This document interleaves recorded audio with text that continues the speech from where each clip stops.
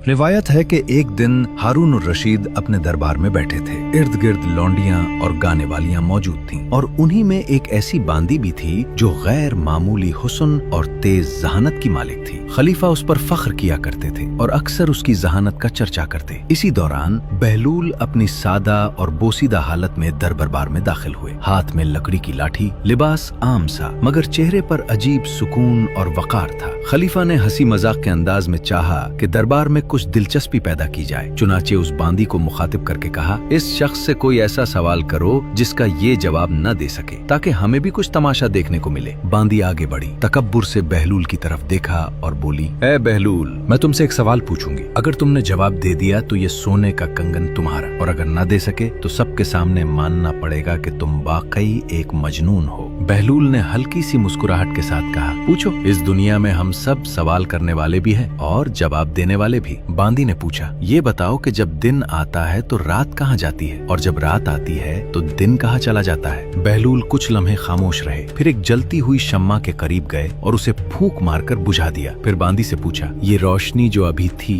कहाँ गई? बांदी घबरा गई और बोली, मुझे मालूम नहीं, वो तो बस खत्म हो गई। बहलूल ने सुकून से कहा, बिल्कुल इसी तरह रात और दिन भी एक दूसरे में छुप जाते हैं। वो कहीं जाते नहीं, बल्कि अल्लाह के हुक्म से एक दूसरे की जगह ले लेते हैं। दरबार में मौजूद लोग इस जवाब से मुतासिर हुए, मगर बांदी ने अपनी बर्तरी कायम रखने के लिए एक और सवाल कर दिया, अच्छा ये बताओ, वो कौन सी चीज है जो खरीदी जाती है मगर बेची नहीं जाती, और वो कौन सी चीज है जो देखी जाती है मगर छुई नहीं जा सकती? बहलूल मुस्कुराए और बोले, जो चीज खरीदी जाती है मगर बेची नहीं जाती वो कफन है। जिंदा इंसान उसे खरीदता है मगर मरने के बाद बेच नहीं सकता, और जो चीज देखी जाती है मगर छुई नहीं जा सकती वो नेक अमल है। लोग इसके असरात को देखते हैं मगर उसे हाथ से छू नहीं सकते। ये सुनकर बांदी लाजवाब हो गई। उसने फौरन अपना सोने का कंगन उतारकर बहलूल को पेश किया, मगर बहलूल ने नरमी से उसका हाथ रोक दिया और कहा, ये सोना अपने पास रखो। बहलूल ऐसी चीज के बदले कुछ नहीं लेता जो फना हो जाए। मैं तो सिर्फ ये याद दिलाने आया हूँ कि असल कीमत कपड़ों या जेवर की नहीं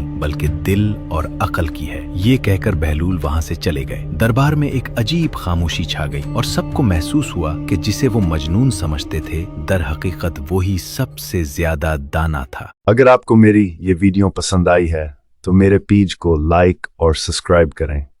शुक्रिया।